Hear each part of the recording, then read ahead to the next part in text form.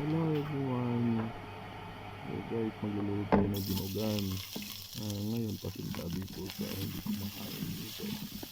So nagluwaga na nga pala ako ng maskara ng baboy. Hindi ngayon gagayatin ko. Then ngayon naggisa na po ako ng luya, bawang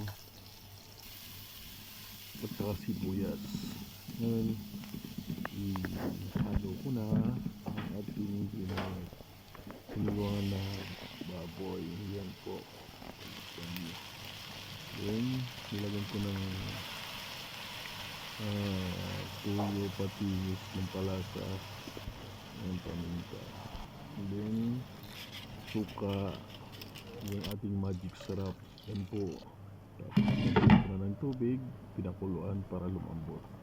Pagkatapos lumambot, yan na po. Then konting halo-halo. Pagkatapos ngayon hintayin natin na lumambot na siya. Then pagkatapos ilagay natin yung ating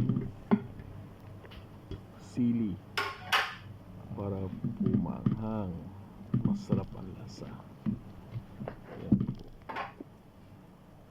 Pagkatapos natin takpan, ngayon ilagay na naman natin yung dugo ng baboy. Yan po. First time ko naman po ngayon nagluto.